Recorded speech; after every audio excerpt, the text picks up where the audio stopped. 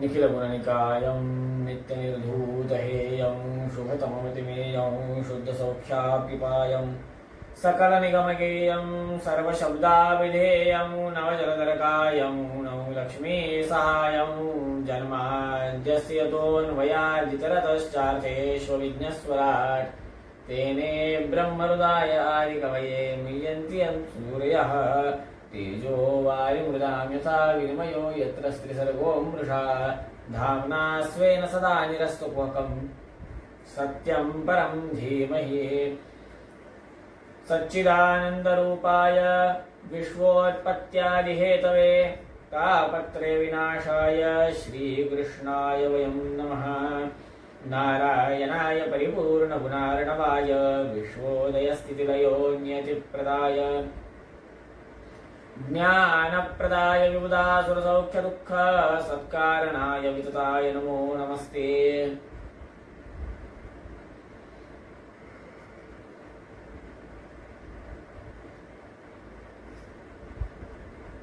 मनोजवं मारुततुल्यवेगं जितेन्द्रियं बुद्धिमतां वरिष्ठं वातात्मजं वानरयूतमुख्यं श्रीरामदूतं शरणं प्रपद्ये। नौमिन्यायसुधादिगुरुजयमुनीन् श्रीपादराट्सन्मणीन् व्यासार्यान् विविधागमाद्युविहरान् श्रीवादिराजानपि वन्दे हंसवरान् रघुत्तमगुरुन् वैदव्यवाराणिधीन् श्रीसत्यव्रतराघवेन्द्रमुनिपां सद्बोधसध्यानपाम् विद्यायां विबुधाचार्यं वेदज्ञानाब्धिचन्दिरं दुर्मतध्वान्तमार्ताण्डं सत्यध्यानमुनिं भजे। सत्याभिज्ञकराब्जोक्तान् पञ्चाशद्वर्षपूजकान् सत्यप्रमूलतीर्थार्यान् नौमिन्यायसुधार्तान् शास्त्रेषु पारदर्श्वानं शास्त्रज्ञेषु च वत्सलं दीनभक्तोद्धारकरं सत्यात्मानं गुरुं भजेत्। विद्यापीठविधातारं विद्यावारिधिचन्दिरं विद्यार्थिवत्सलं वन्दे महामहिमसद्गुरुम् आपादमौलिपर्यन्तं गुरूणामाकृतिं स्मरेत् तेन विघ्नाः प्रणश्यन्ति सिद्ध्यन्ति च मनोरथाः। शुभां ध्यायन्ति ये कामान् गुरुदेव प्रसारजान् इतरान् आत्मपापोत्थान् तेषां विद्याफलिष्यति। श्रीगुरुभ्यो नमः। हरिः ओम हरिः ओम हरिः ओम।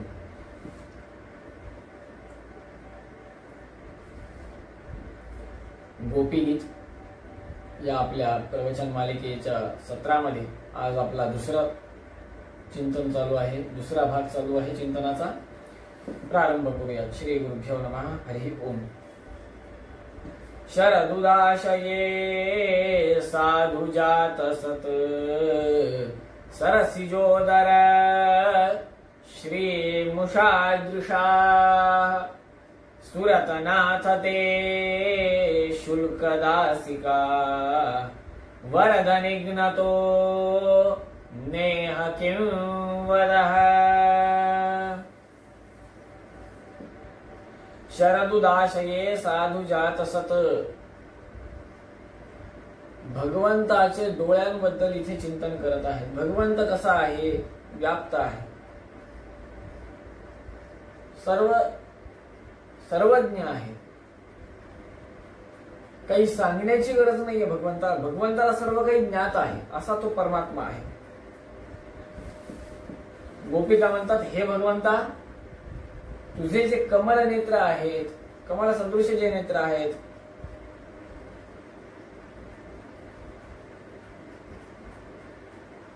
कमल नयन जे आहेत, त्या कमल नयनांनी, त्या कवळ्या नेत्रांनी तुमची ती दृष्टी कटाक्ष आमच्यावर टाकावा, जेणेकरून आमचा उद्धार होईल। आपण भगवंताचं नेत्रांचं देखील चिंतन करायला पाहिजे। याच्यासाठीच वेद मंत्रामध्ये एका ठिकाणी येतं, विश्वतश्चक्षुरुत विश्वतोमुखो। हा एक मंत्र आहे, प्रसिद्ध मंत्र आहे खूप।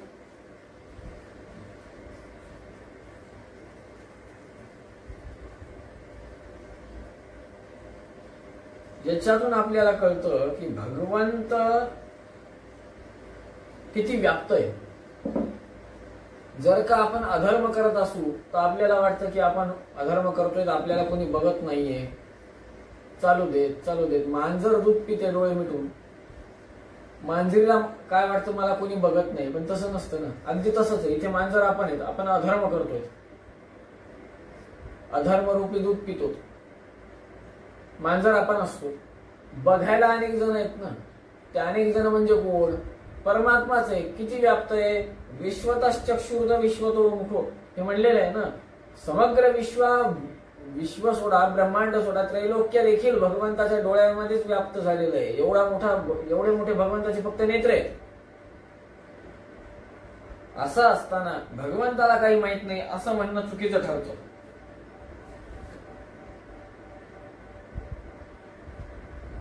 भगवंताचं नुसतं नाव जरी घेतलं तरी आपण पवित्र होतो. स्मरण जरी केलं तरी आपण पवित्र होतो. म्हणून तर संध्यावंदनाच्या आधी, कुठल्याही पूजेच्या आधी, नवे कुठल्याही कर्माच्या आधी एक आपण म्हणतो ना, अपवित्र पवित्रो वा सर्वावस्थान गतोऽपि वा यस्मरेत् पुंडरीकाक्षं सभायाभ्यंतर शुची. सगळ्यांना हे माहिती, यस्मरेत् पुंडरीकाक्षं. नुसतं भगवंताचं नामस्मरण जरी केलं तरी आपल्याला आपली शुद्धी होते. पण तेवढ्या श्रद्धेनं, विश्वासानं नाव घ्यायला पाहिजे. आपण या संसारात कसं राहावं याबद्दल इथे चिंतन केलं जातं. संसारात कसं राहावं म्हणजे ज्या पद्धतीनं फुलांवर पाणी प्रोक्षण केल्यावर ते पाणी पुष्प शोषून घेत नाही, वरच्यावरीच दवबिंदू सारखं राहतं अगदी, किंवा कमळाच्या पानांवर किंवा कमळांच्या पाकळ्यांवर म्हणा, किंवा गुलाबाच्या पाकळ्यांवर म्हणा, गुलाबाच्या फुलावर म्हणा, कमळाच्या फुलावर म्हणा, जेव्हा पाणी टाकल्या जातं, वरतून प्रोक्षण केलं जातं, ते शोषल्या जात नाही. त्यामुळे त्यांच्यासारखं राहायला पाहिजे.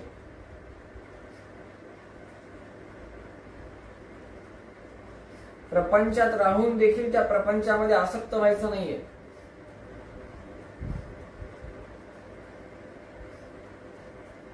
आणि भगवंतच आपल्याला प्रेरणा करतो प्रत्येक गोष्ट करायची. त्याच्यासाठीच भगवंतानं पंच कर्मेंद्रिय, पंच ज्ञानेंद्रिय दिले. भगवंत आपापल्या योग्यतेनुसार आपापल्यांना सर्व जीवांना त्यांचे कर्म सुनिश्चित करून देतो. काही जीव मुळातच सज्जन असतात, पण काही आवेशाने युक्त म्हणा, किंवा काही कर्मधर्म संयोगाने म्हणा, प्रारब्धवशामध्ये म्हणा, त्यांच्यात आसुरी आवेश होतो. उदाहरणार्थ जय विजयाची कथा फार प्रसिद्ध आहे यासाठी. हिरण्याक्ष हिरण्यकश्यपू झाले, मुळात सज्जन होते पण झाले हिरण्याक्ष हिरण्यकश्यपू. तेच पुढे रावण आणि कुंभकर्ण झाले. असं असताना मुळात सज्जन जीव जरी असला, कितीही सज्जन असो, प्रारब्ध कोणालाही चुकत नाही हे याच्यातून कळतं. ह्याच्यासाठी काय करायचं आहे? आपण भगवंताला शरण जायचंय. काय म्हणायचं? यस्मरेत् पुंडरीकाक्षं सभायाभ्यंतर शुची. शुद्धी व्हायला पाहिजे. कशी? नामस्मरणाने, भगवंताच्या श्रद्धेनं नाव घ्यायला पाहिजे.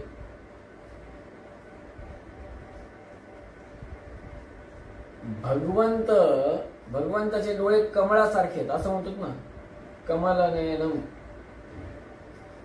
मग ते कमळ कसं आहे?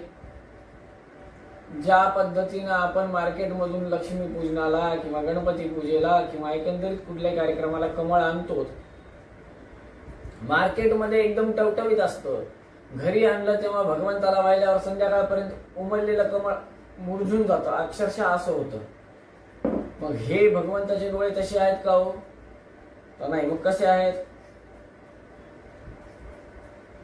शरदुदाशये साधु जात सत.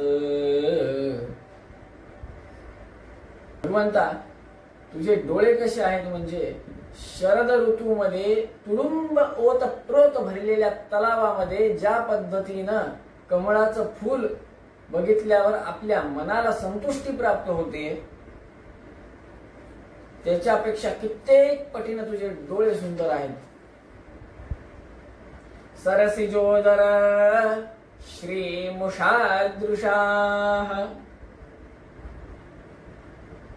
ज्या प्रकारे शरद ऋतूतील तुडुंब भरलेल्या सरोवरामधील कमळ पुष्प मन वेधून घेते. आपलं मन ते कमळ आपलं मन आकर्षित करते. त्याच्यापेक्षाही कित्येक पटीने तेजस्वी भगवंता तुमचे नेत्र आहेत हो. आणि हे असेच तुमचे रूप माझ्या हृदयामध्ये सदैव राहावे. जर का भगवंता तुझे रूप माझ्या हृदयामध्ये राहिले तर या ब्रह्मांडामध्ये दुसरं असं काहीही नाही, कुठलंही दुःख नाही, कुठलेही कष्ट नाहीत जे मला हरवू शकतील. मी सगळं काही जिंकलं भगवंता तुमच्या आशीर्वादाने. ही भावना पाहिजे मनामध्ये. म्हणून तर म्हणतात हासम हरे रवनता खिल लोक तीव्र शोकाश्रु सागन विशेषण मत्युदारम. भगवंत भागवतामध्ये भगवत ध्यान येतं. या विषयामध्ये सांगतात हासम हरे रवनता खिल लोक तीव्र. भगवंतानं एक मंद हास्य केलं तर असंख्य जीवांचा उद्धार होतो. मंद हास्य करणं भगवंताची छोटीशी क्रीडा.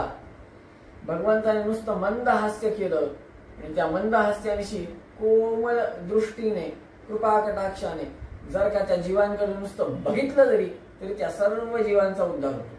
भगवंताच्या एका मंद हास्याच्या या क्रियेने देखील अनंत दुःखांचा नाश होतो, अनंत जीवांचा उद्धार होतो. भय भ्रम दुर्मती कष्ट इत्यादी काहीच आयुष्यामध्ये राहत नाही. भगवंत जर हृदयस्थ राहून सर्व कार्य करून घेतो तर भीती कशाची. चिता चिंता समाहुक्ता बिंदू मात्र विशेषतः सजीवम दहती चिंता निर्जीवम दहती चिता. चिता चिंता कशाला ठेवायची ना. चिता आणि चिंता याच्यावर एक बिंदू मात्र विशेष आहे. भगवंत जर का हृदयस्थ असेल तर चिताही नाही आणि चिंताही नाही. फक्त विश्वास पाहिजे. कर्म चांगले करायचे, त्यानुसार भगवंत फळ देतो. साक्षात वायुदेव त्यांचाच अवतार भीमसेन ज्यांना काका आहेत. धर्मराज यमधर्मराज ज्यांचे काका आहेत अर्थात धर्मराज युधिष्ठिर. भगवंत ज्यांचा मामा आहे. अर्जुन ज्यांचे पिता आहेत असे अभिमन्यू त्यांना देखील प्रारब्ध चुकलं नाही. म्हणून म्हणले प्रारब्धम उत्तम जना न परित्यजंती. प्रारब्ध उत्तमांना देखील चुकत नाही. हे भगवंता गोपिका म्हणतात हे भगवंता आमच्या मनात भगवंता तुमच्याबद्दल कधी संदेह उत्पन्न होऊ नये असा अनुग्रह करा. म्हणून तर श्रीमद जगद्गुरु मध्वाचार्यजी महाराज म्हणतात द्वादश स्तोत्रामध्ये प्रथम अध्यायामध्ये भवता पापनोतीड्यम श्रीपतेर मुखपंकजम पूर्णानंदस्य रामस्य सानुरागावलोकनम. आनंद परिपूर्ण असलेल्या भगवंताचे कृपा कटाक्ष आपल्यावर पडावेत हीच प्रार्थना आहे. हे भगवंता तुम्ही आमच्याकडे पहा. डोळे भरून एकदा आमच्याकडे पहा. आमचे डोळे भरोस तर आम्ही तुम्हाला पाहू. तुम्ही फक्त कोमल सूक्ष्म असा कृपा कटाक्ष आमच्यावर टाका बस. सुरथनाथ ते शुल्क दासिका वरद निघ्नतो नेह किंवदहा. हे देवतांचे स्वामी सकल सुख संपन्न आपण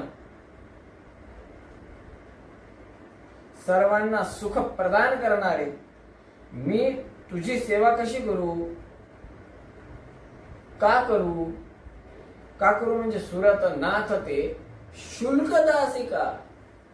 भगवंता आम्ही तुमची सेवा केल्यावर मला काय पैसा मिळणार आहे का. काही मोबदल्यात काही मिळणार आहे का. तर याचा श्लोक कसा वाचायचा आहे. सुरतनाथ ते अशुल्क दासिका. अशुल्क आहे ते शुल्क नाहीये असे म्हटले आहे. अशुल्क म्हटलं आहे. अशुल्क. भगवंता तुमची सेवा करणंच हीच माझी जमापुंजी आहे. वरद निघ्नतो नेह किं वदः. भगवंता, तुम्ही आमच्याकडे दुर्लक्ष करू नका. तुम्ही आमच्याकडे जर का दुर्लक्ष केले तर आमचा वधच झाला की हो. जर का भगवंता तुम्ही आमच्याकडे लक्ष दिलं नाही, आम्हाला असंच सोडून दिलं तर आमचा वधच झाला. आम्हाला आमचं रक्षण करणार कोणीच नाही या जगात. वरद निघ्नतो नेह किं वदः. भगवंत वरदान देतो, वरदान दिलेलं काढूनही घेतो. उदाहरणार्थ असे अनेक उदाहरण आहेत. अनेक म्हणजे नरसिंह आख्यान येतं सप्तम स्कंदामध्ये. तिथे ब्रह्मदेव, हिरण्याक्ष आणि हिरण्यकश्यपू दोघांनाही वेगवेगळे वरदान असते. हिरण्यकश्यपूला जेव्हा वरदान ब्रह्मदेव देतात तेव्हा ते वरदान देखील त्या वरदानाला धरून मारून टाकतात की हो नरसिंह भगवंत. त्या वरदानाचे कुठलेही अटी नियम न मोडता मारून टाकतात. किंवा तुमचे नरकासुराला देखील अवज्ञत्व वरदान होतं. अवज्ञत्व वरदान असताना देखील ते अवज्ञत्व वरदान ब्रह्मदेवाने दिलेलं होतं, तथापि नरकासुराचा वध केला. हे कसं काय शक्य आहे? तर भगवंत, बघा, भगवंत हा सर्वोत्तम आहे. भगवंतापेक्षा वरची कोणी नाही. ब्रह्मदेवाने दिलेले जे वरदान आहेत त्या वरदानाचं खंडन मंडन करून प्राण काढण्याची ताकद कोणामध्ये आहे? भगवंतामध्ये आहे. का? कारण की भगवंताच्या अनुग्रहाने ब्रह्मदेव आशीर्वाद देण्यासाठी, वरदान देण्यासाठी सक्षम झाले. ती पावर कोणी दिली? ब्रह्मदेवांना. तर भगवंताने दिली. भगवंतानं पावर दिल्यामुळे ब्रह्मदेव आशीर्वाद देऊ शकतात. मग एवढी जर का पावर भगवंताजवळ असेल तर भगवंत ब्रह्मदेवाने दिलेलं जे काही आशीर्वाद आहे, वर आहे, ते काढून देखील घेऊ शकतात. एवढी ताकद भगवंताजवळ आहे. त्यामुळे भगवंता, तुम्ही आमच्यावर तुमची कृपा कटाक्ष आमच्यावर ठेवा. भगवंता, तुमचा आशीर्वाद आमच्यावर ठेवा. भगवंता, तुम्ही आमचे खूप वेळेस रक्षण केले, त्याच्यामुळे आम्हाला माहिती आहे तुम्ही कोण आहात. आपण म्हणतो ना, आम्ही तुम्हाला ओळखलंय. उदाहरणार्थ रामराव व श्यामराव. बघा, रामराव आणि श्यामराव हे दोन जण असतात. दोघ जण एका लग्न कार्यामध्ये भेटतात. रामरावाला माहिती असतं श्यामराव कोण आहे, पण श्यामरावाला माहित नसतं रामराव कोण आहे. रामराव जातात श्यामरावांजवळ, रामराम म्हणतात, कसा आहात रामराम, तुम्ही मला ओळखलं का? श्यामराव म्हणतात, हो ओळखलं ना. मुळात श्यामरावाला माहितच नसतं की हे रामराव आहेत कोण.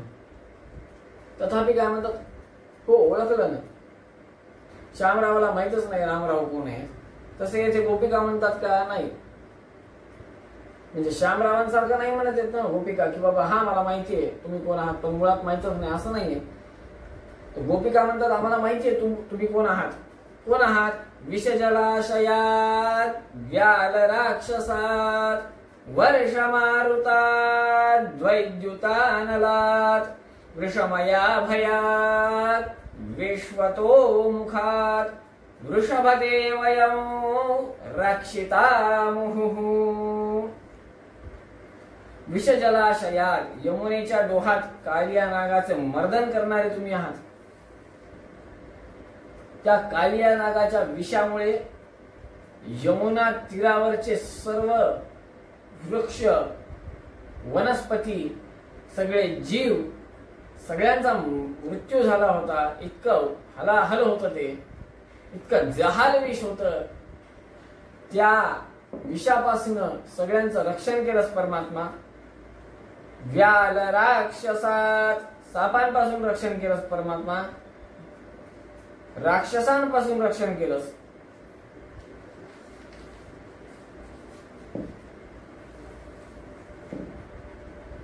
विषजलाशयात याबद्दल सांगतात. आपल्यात देखील प्रचंड विष भरलेलं आहे बरं मनुष्यामध्ये.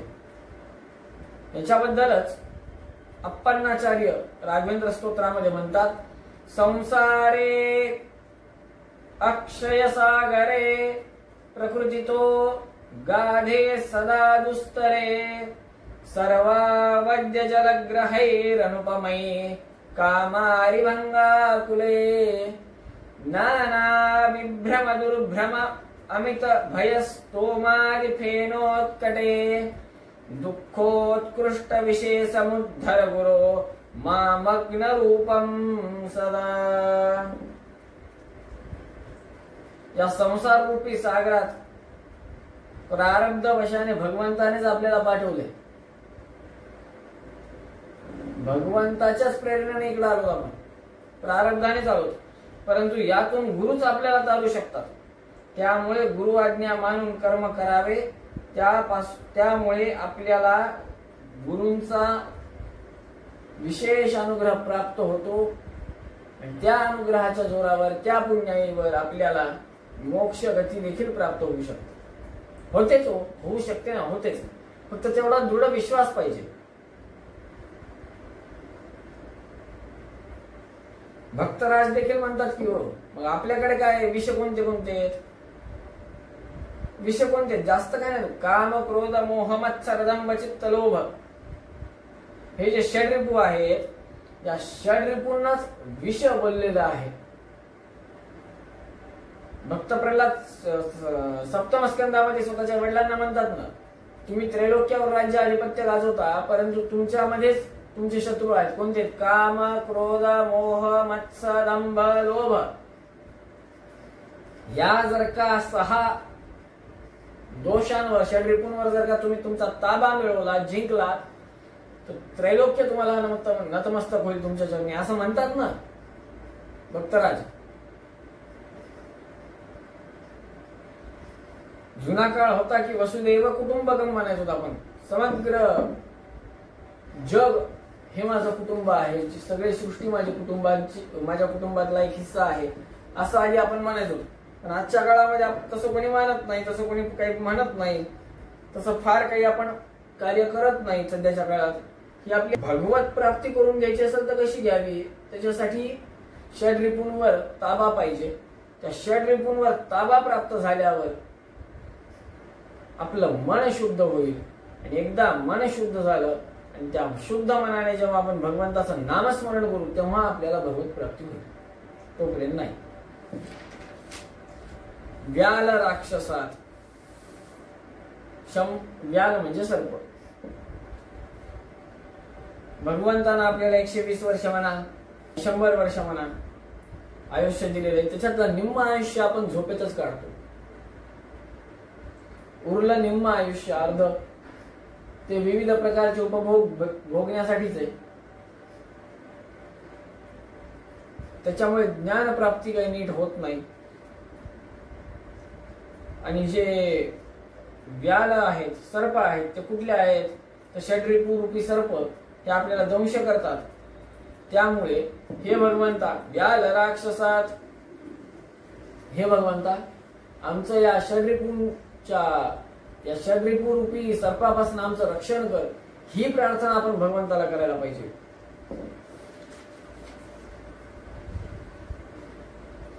भगवंता आमच्या मनातील कलुषित जे षड्रिपू आहेत त्यांना दूर कर। कसं आहे, गजेंद्र मोक्षाची कथा सगळ्यांना माहिती आहे। गजेंद्रांना निदान माहिती तरी होतं की माझ्या पायाला मगरीनं चावलंय। मगरीनं चावल्यानंतर गजेंद्राला कळालं ना की माझ्या पायाला चावलंय, नंतर गजेंद्रांनी भगवंताचा धावा केला। इथं आपल्याला कळायला, इथं सगळेजण मगिरी बसल्यात संसारातल्या, सगळं असत्य हे कळायले, तथापि आपण काही करत नाही, भगवंताचं स्मरण करत नाही। व्याल राक्षसात वर्ष मारुतात द्वैद्युतानलात, वर्ष मारुतात, विविध प्रकारचे त्रास आपल्याला होतात, ते शारीरिक होतात, मानसिक होतात, बौद्धिक होतात, अनेक प्रकारचे त्रास आहेत। लहान मुलगा असताना लाड करतो, थोडं मोठं झालं शाळेत घालतो, थोडं अजून मोठं झालं कॉलेजला घालतो, कॉलेज नंतर त्याला नोकरी लागते, नोकरीनंतर विवाह होतो, विवाहानंतर प्रपंचामध्ये गुंततो, पैसा कमवतो, शेवटी वृद्धपणी मदवानी जाता श्री अंबे जय कधी वदा, अंबाबाई मुक्त करी तू संसारातून मला असला। जेव्हा वृद्धपण येतं तेव्हा दात नसतात, किडनीवर काहीतरी इफेक्ट झालेला असतो, नाही तर लिव्हरचा तरी प्रॉब्लेम असतो, काहीच नसलं तर शुगर तर बीपी तर फिक्स आहे, शुगर आणि बीपी असते, थाप लागते, भगवंताचं नामस्मरण घ्यायला होत नाही, दात नसते, अस्पष्ट उच्चार असतात, आणि तेव्हा आपण म्हणतो आता रिटायर झालो, आता देवधर्म करायचा. वृद्धपणी सगळं संपल्यावर काय देवधर्म करता हो? साधं देवाचं नाव देखील चांगलं निघत नाही तोंडातून. बालपणी मी खेळून दमलो, निजलो, उडलो, बागडलो, यौवनात उन्मत्तपणाने स्त्रीच्या संगे वाहवलो, वृद्धपणी भगवानी जाता श्री अंबे जय करीवदा, अंबाबाई मुक्त करी तू संसारातून मला सदा. भगवंताचं ज्ञानच नाही आपल्याला, कसं होणार? जर का भगवंताचं ज्ञान नसेल तर काहीच करता येणार नाही. पैसा कमवण्यात वेळ गेला, पैसा कमवून तो खर्च करण्यात वेळ गेला, शेवटी वृद्धपण आल्यावर आपल्याच मुलांनी आपल्याला त्या वृद्धाश्रमात सोडलं, आणि शेवटी मरता मरता तळतळाट लागला मायबापांचा, मुलगा जन्माला नसता घातला तर बरं झालं असतं. म्हणून म्हणतात साधना करा, तरुणपणी करा, बालपणी करा. म्हणून गोपिका म्हणतात विश्वतो मुखात, हे भगवंता आमच्याकडून साधना करून घ्या, तुम्हीच साधना करून घ्या आमच्याकडनं. जर का आमच्या साधनांमध्ये, आमच्या अनुष्ठानामध्ये जर का संकट येत असेल तर भगवंता तुम्ही विश्वतोमुख आहेत, तुम्ही सर्व काही बघतात, त्या संकटाचा परिहार देखील तुम्हीच करा. आपण अशीच प्रार्थना करायला पाहिजे, भगवंता जे काही आहे भगवंता ते तुम्ही तुमचं सांभाळून घ्या, आम्ही फक्त कार्य करायला. श्री गुरुभ्यो नमः, हरी ओम म्हणायचं, कार्यक्रम सुरू करायचा. पुढे किती संकट आहेत, रस्ते आहेत का नाही, का रस्ताच नाहीये, रस्ता निर्माण करून नंतर चालायचे, काहीही विचार करायचा नाही. धर्माचरण करताना कष्ट होणार, धर्माचरणामध्ये कष्ट होणार, पण निदान शेवटच्या क्षणी कष्ट होणार नाही, पश्चाताप होणार नाही मरताना की मी अधर्म करून मरतोय, कधीच पश्चाताप होणार नाही.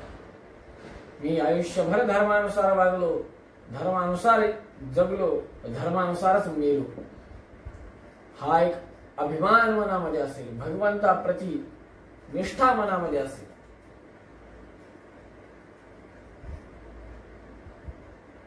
जप, स्तोत्र, वेद पारायण, पूजा इत्यादी सर्व सर्व जे काही येते त्याच्याने सतत भगवंताचं नामस्मरण केलं पाहिजे. भगवंत प्रत्यक्ष होतो का मग अनुष्ठान केल्यावर?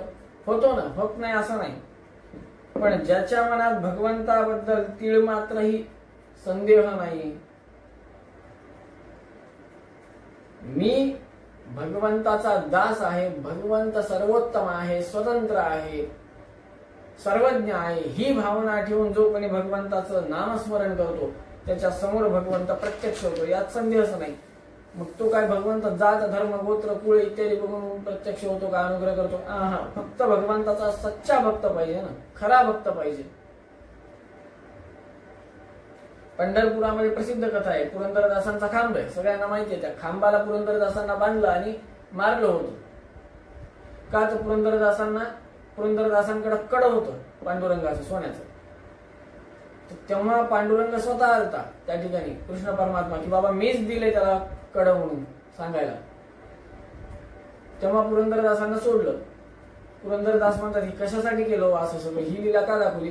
तर भगवंत म्हणतो तिरुपतीमध्ये, तिरुमलामध्ये जेव्हा मला मार पडला ती लीला मी या ठिकाणी दाखवली, असा अनुग्रह केला. भगवंताचा अनुग्रह प्राप्त व्हावा असे जर का वाटत असेल तर भगवद विषयक ज्ञान पूर्ण भक्तीनं श्रवण करावं, भगवद विषयक ज्ञानाचं ग्रहण करावं, श्रद्धा ठेवावी, विश्वास ठेवावा, मग भगवत प्रीती प्राप्त होते. त्याच्यातून जे अनुष्ठान निर्माण होतं पुढचं, त्याच्यातून भगवत प्राप्ती होते. भगवंत गोपिकांना म्हणतो मी कोण आहे माहिती का तुम्हाला? तेव्हा गोपिका म्हणतात आम्हाला तुमच्याबद्दल सर्व काही माहिती आहे, कारण आमचे तुमच्यावर प्रेम आहे. तुम्ही कोण आहात? तुम्ही कोणाची खासगी प्रॉपर्टी नाही आहात, तुम्ही प्रायव्हेट प्रॉपर्टी नाही आहात. परमात्मा भगवंता तुम्ही प्रायव्हेट नाही आहात, सगळ्यांचे आहात, लोकल आहात, तुम्ही सार्वजनिक आहात. तुम्ही सर्वांच्या हृदयामध्ये निवास करतात भगवंता. सर्वांच्या हृदयस्थ राहून सगळ्यांकडनं कर्म करून घेतात. सखलु गोपिका नंदनो भवान अखिल देहिनान मंतरात्मद्रुक. खलू म्हणजे निषेधार्थ देखील असा पाठ घेता येतो. नखलू गोपिका देखील म्हणता येतं. सखलू गोपिका असे दोन पाठ आहेत. हे भगवंता, तुम्ही यशोदा व नंद यांचे पुत्र आहेत ना? हो, बरोबर ना? तुम्हाला लहानाचं मोठं नंद बाबाने व यशोदा मातेनेच केले ना, बरोबर आहे ना? जर का तुम्ही त्यांचे पुत्र नाही तर मग तुम्ही कोण आहात? अखिल देहिनान मंतरात्मद्रुक. भगवंता, तुम्ही सगळ्यांच्या हृदयस्थ राहून बिंबरूपाने अनुग्रह करतात, सर्वांच्या अंतर्यामी राहतात.